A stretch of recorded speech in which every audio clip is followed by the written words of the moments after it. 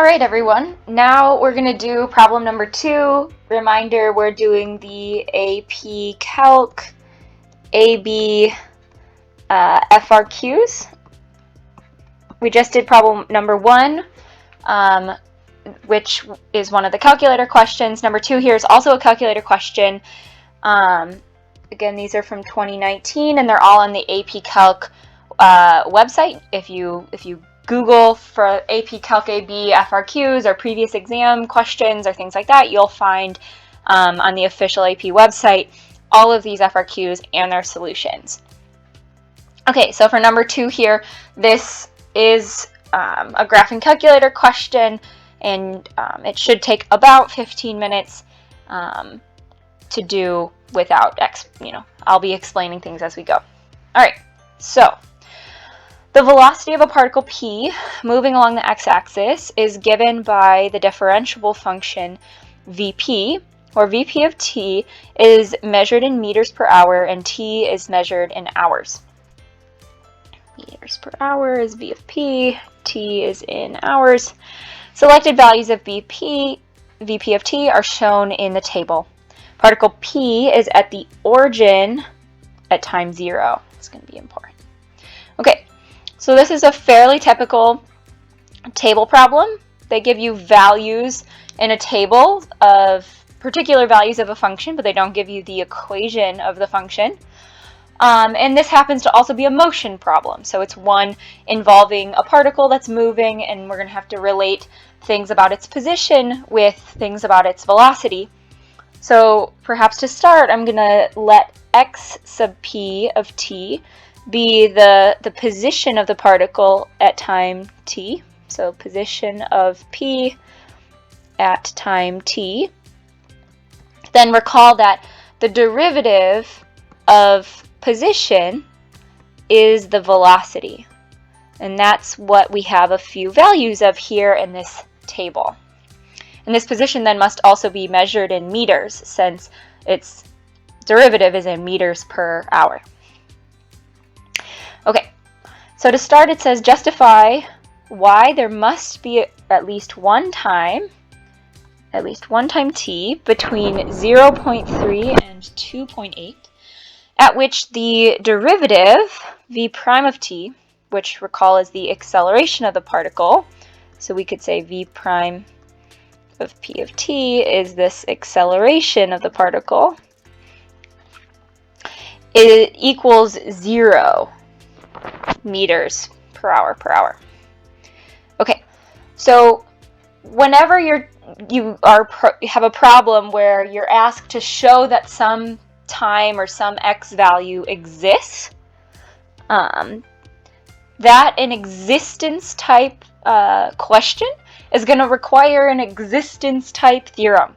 And there are 2 or 3 main ones that we use in Calc 1. So one of them is the intermediate value theorem, and the other is the mean value theorem.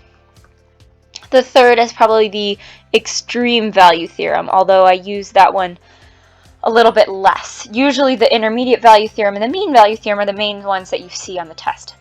The intermediate value theorem tells you something about the actual function that you're looking at. It says that the function has some particular y values, all of the intermediate ones between its endpoints, if it's continuous. The mean value theorem is one that says something about the derivative of the function having some particular value at a particular point. And so because we want to know something about this derivative function, we probably want to try to use the mean value theorem. So first of all, we have to make sure the mean value theorem applies, and that it also gives us the conclusion we want, that it tells us that the derivative is 0 somewhere in this interval. Okay, so the mean value theorem specifically says that if your function f of x is continuous on an open interval, continuous on a closed interval AB and differentiable on the open interval, so meaning it has a derivative, and continuous means you can draw it without picking up your pencil, roughly, then there exists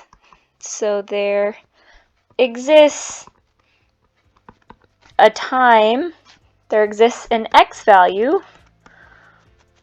usually they call it c, where the derivative at c is equal to the average rate of change of the function on that interval.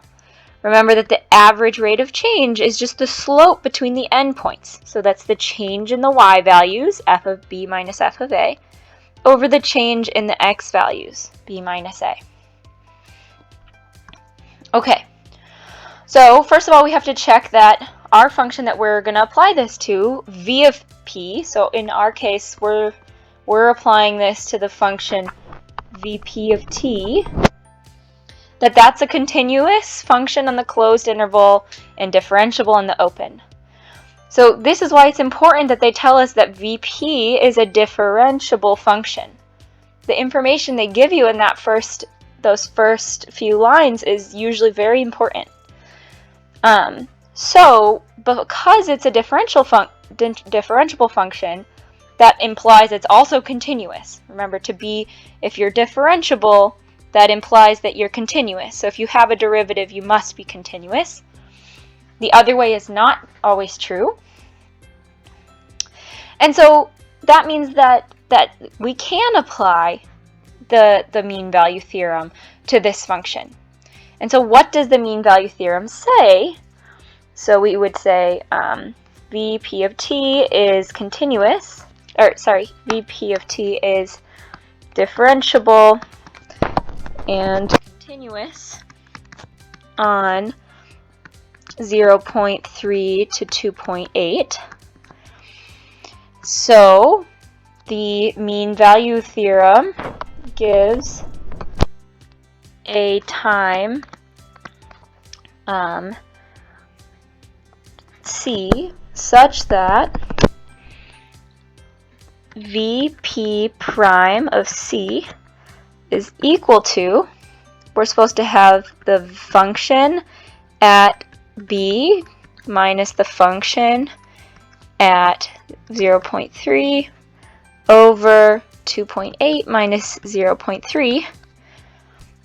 So we go to our table to find these values.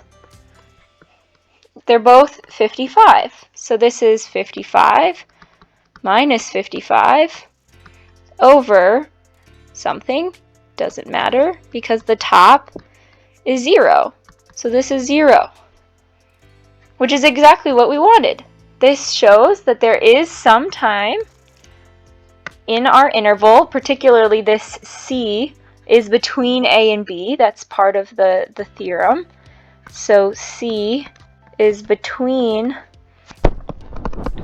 it's actually strictly between these two times, where the derivative is 0. Okay, great. Part B. Use a trapezoidal sum with 3 subintervals to approximate the value of this integral. Anytime you have to do a Riemann sum, a trapezoidal sum, or really whenever you're given table data like this, I think it is wise to graph that data. It doesn't have to be a great graph, but getting some kind of visual is usually very helpful. Okay, so I'm going to make a little graph over here. I've got 0, 0. I go up to 4. I have 0.3, 1.7, and 2.8. Again, doesn't have to be perfect. Oh goodness. So we've got positive and negative numbers here. So we have 55 at 0.3 and 2.8, like we just saw. So those are values 55. And negative 29 down here, and 48 over here. So this is 48. This is negative 29. And so this is our data, and we want to use a trapezoidal sum. So we want to draw some trapezoids for this data. So remember, a trapezoid means you're connecting the endpoints of the interval with a line. Sorry, this line is supposed to look straight, but easier said than done. Okay, so this first one's really like a triangle. The second one looks really weird, right? Because we have to connect this guy with this guy and connect both of those up to the x-axis, or the t-axis.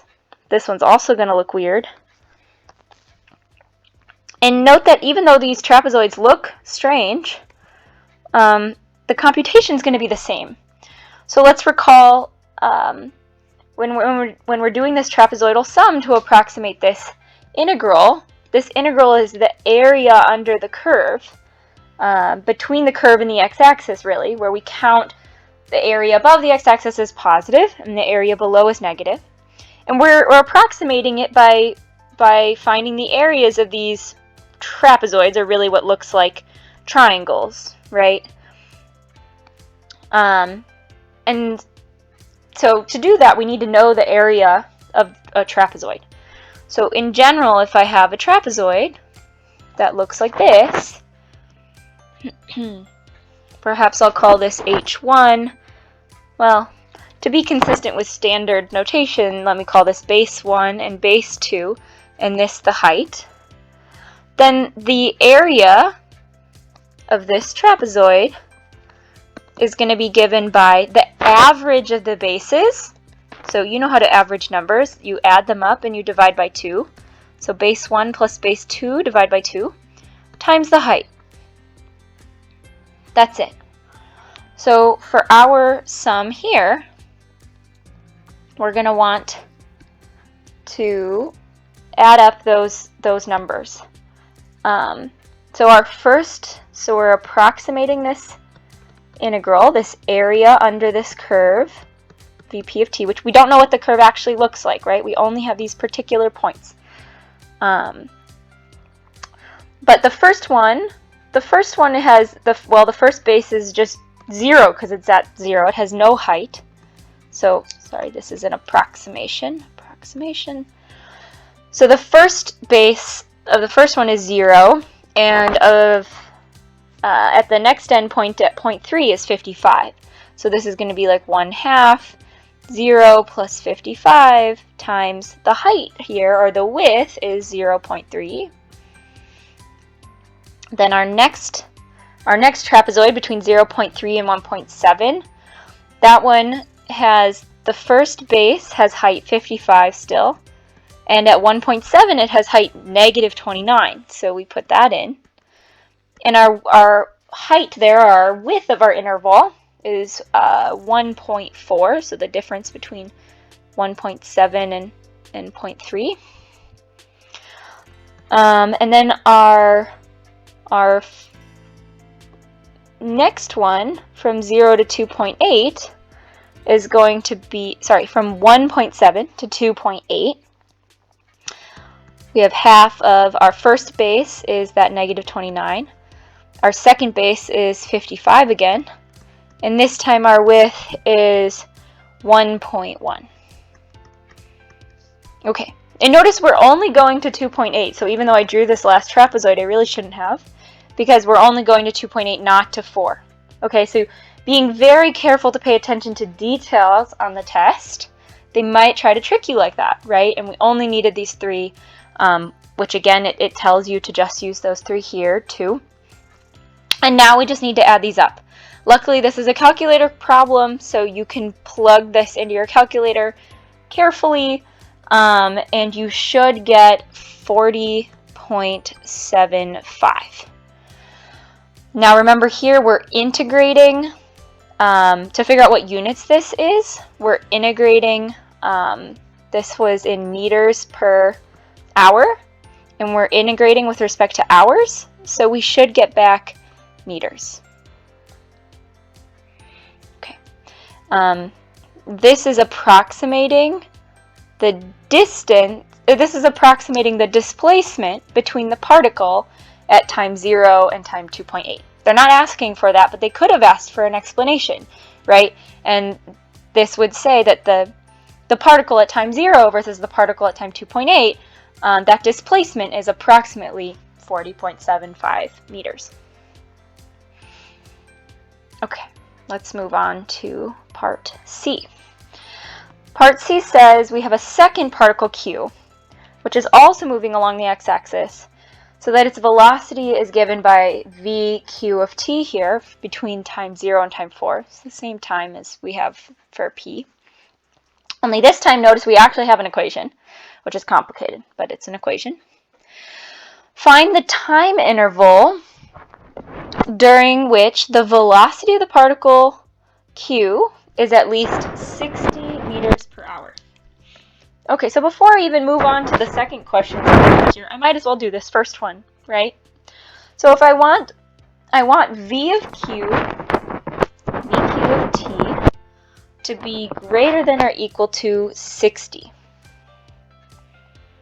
This is a complicated function. We should graph it using our graphing calculator to get us, to figure out where this happens.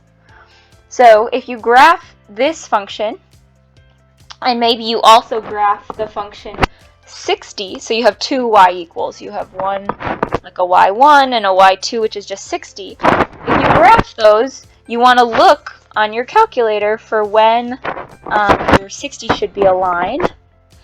And whatever the v looks like, we are wanting to find the places, the times where it's above 60, right? And so you want to look for these times here. You could find them as points of intersection. Another option would be to graph the function vq of t minus 60 and find where this function is above the x-axis. So see where it's 0. Then you'd be finding zeros instead of points of intersection, which maybe you like that better. Two ways to do the same thing. What you should get is that one of the times, the first time is 1.866, and the second time, maybe I'll call this time 1, and the end of the interval is at 3.519 hours. That's where these two times land. Again, I don't know if this is actually what the function looks like because I'm not actually graphing it right now for sake of time. But whatever it looks like, you're trying to find where it's above this line 60. Okay? And then, yeah, so that's the answer for the first one. Our interval then is between 1.866 and 3.519. That's the first part of the answer. And then it wants to know the distance traveled by particle q during that interval. They repeat it all in words. But this is the interval where we want to know the distance traveled by the particle. So remember that the integral from a to b of our function, this tells us the displacement, which is basically the difference between where it starts and where it ends. Displacement. But if we do the integral of the absolute value of the function, then basically we're counting all of the motion, both to the right and to the left, as positive by taking our absolute values. This is going to give us our distance traveled, or sometimes called total distance traveled. And that's what we want here. So again, luckily we have a calculator, right? You want to compute on your calculator this integral from our 1.866 to 3.519 of the absolute value of vq of t dt. And you should be able to do this by using, I think it's in math, there's a button that's called ABS for absolute value. You should be able to put that in for this in as your y1 in your calculator, and then again calculate that integral. And when you do that, you should get approximately 106.109 if you round. And so the total distance that the particle traveled during that interval, which is the interval where it's at least 60 meters per hour, is this many meters. Okay. Finally, last part. At time equals 0, particle Q is at position x equals negative 90. Using the result from part B and the function v of q from part C, approximate the distance between the particles P and Q at time 2.8. Okay. So, what do they want us to know? Want us to find? We want the difference, the distance between the particles at a time 2.8. So that means we're going to need to know the position of the particles at 2.8. This and the position of Q at 2.8.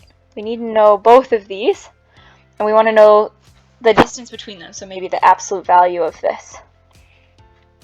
That's what we're trying to find.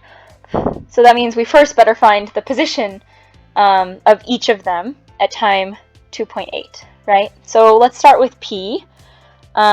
Recall that from the top here, we know that at time 0, position P is at the origin. So that means xp of 0, sorry, the position at time 0 is 0.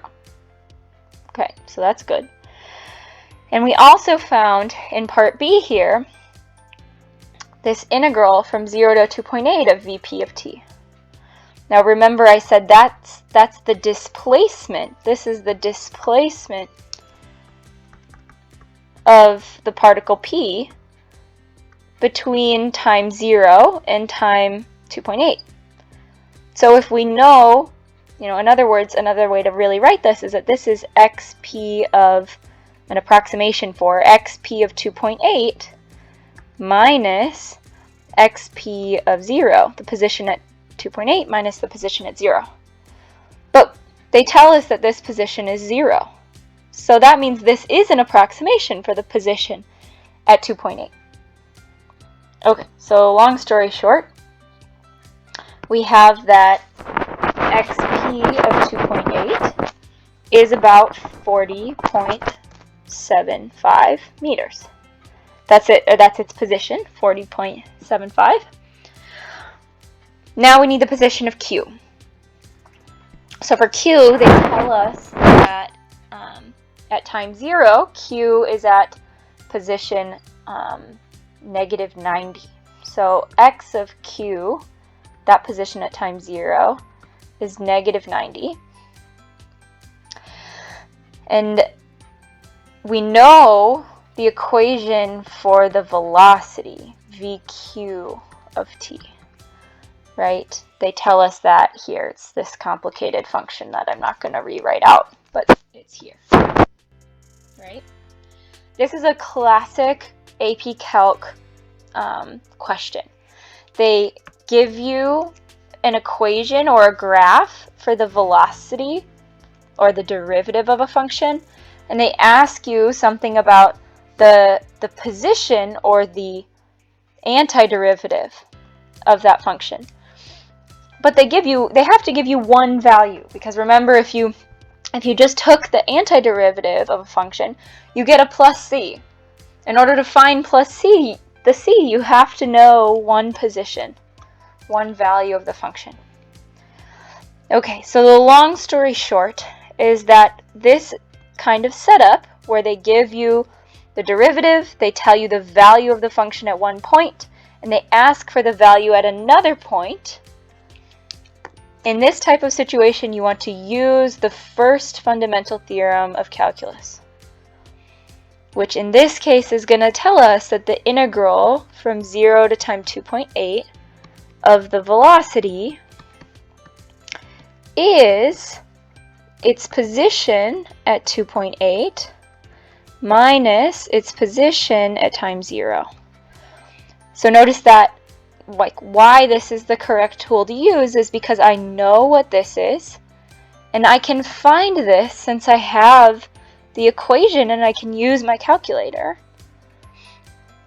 And then knowing those things will give me this position.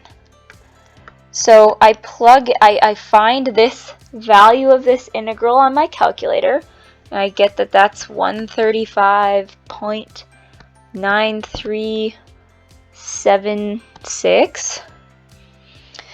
And I'm trying to find xq of the position at 2.8. And I know that this is negative 90. Okay, so then subtracting my 90 over, I get that my xq of 2.8 is 45.9376. Okay, and now I have both of my positions, so I can subtract them. I can just subtract the bigger one from this, the smaller one from the bigger one, and so I get that the distance between P and Q, distance between P and Q is about, so you do the 45.9376 minus 40.75, and you get 5.188 meters. That's our answer. Don't forget to subscribe and hit that bell for all future notifications.